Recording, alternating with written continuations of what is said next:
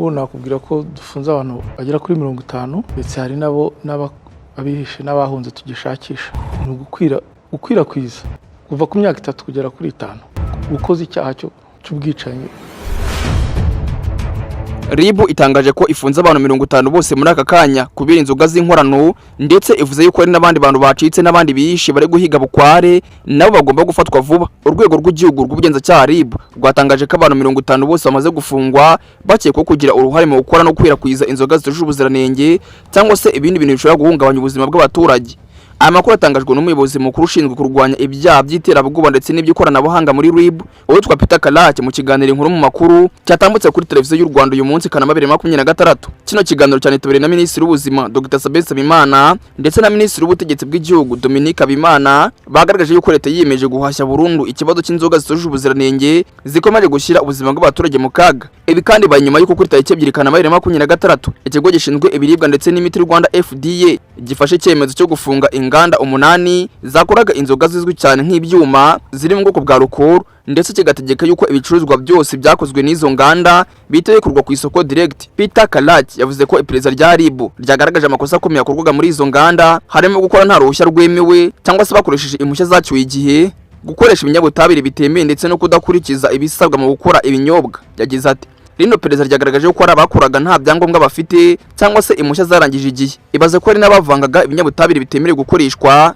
kandi ibyo bakora bitari byo byemerewe gukora. Yanakomeje avuga yuko abagenzuzi banasanze zimwe muri izi nganda zikoresha ibikoresho bidafite isuku, zikabika ibinyobwa ahantu hadakwiye, ndetse zimwe zikaba zitanagira abashinzwe kugenzura ubuziranenge bw'ibyo zikora. Ku bijyanye n'ibyaha bikurikiranwa bafashwe, Karake yavuze yuko benshi bakekwaho gukwirakwiza ibintu bituje ubuziranenge cyangwa se bishobora guhumanya ubuzima bw'abaturage. Icyaha giteganywa kandi kiganishwa n'amategeko y'u Rwanda. Yagize ati nakubwira ko dufunze abantu bagera kuri 50 ndetse ubarenda bahunze tugishakisha. Icyaha barimo gukurikiranwaho cyane ni cyo gukwirakwiza ibintu bituje ubuziranenge cyangwa se bishobora guhumanya ubuzima bw'abantu. RIB yavuze kandi ko ibikorwa by'iperereza byikomeje, bityo umubare wari gukurikiranwa ushobora kwiyongera uko hakomeza gukusanywa ibimenyetso bitandukanye. Ibaze ko mu minsi 10 y'ubugenzuzi bwihariye RIB itangaje ko inganda 90 zakoraga inzoga zituje ubuziranenge zose bamaje kuzifunga amaginga ya muri iyi minsi ngo zongera kuzindi zari zarafata ibihano mbere. Minisitiri w'Ubutegetsi bw'Igihugu Dominique Habimana yavuze ko izi ngamba zigamije guhagarika ikibazo cyari kimaze gufata indi ntera, izo nzoga zari zimaze gutwara ubuzima bw'abaturage ndetse no gusenya imibereho y'imiryango myinshi cyane. Yagize ati ntabwo twakomeza kurebera ibintu bikomeza gutwara ubuzima bw'abaturage kandi bikanadindiza imibereho rusange.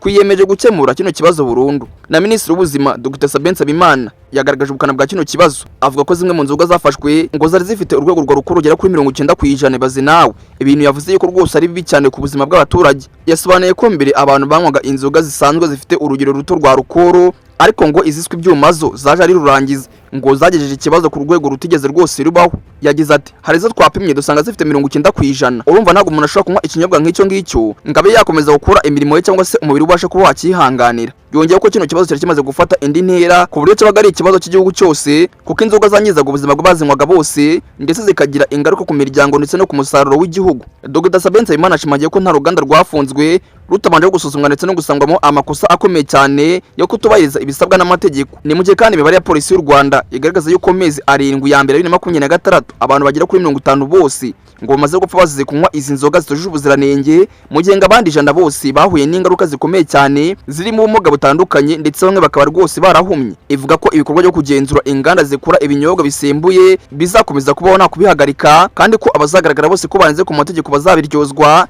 hagamijwe kurinda ubuzima bw'abaturage ndetse no gukuraho burundu ibinyobwa bishobora guteza ibyago ku buzima. Ngayo nguko rero urumva ko uyu munsi RIB yafunze abantu bagera kuri 50 bose bazira inzoga z'inkorano gusa. Ibaze nayo kuntu ari benshi. Nkubwira nawe kugira ngo mu buzima bwawe ujye wirinda ibintu byose bishobora kukwangiriza ubuzima. Ngayo nguko Karagace mu nyina cyari mwe Nyabari Obed, nayo ngi n'isoko y'amakuru waruteza amatwi.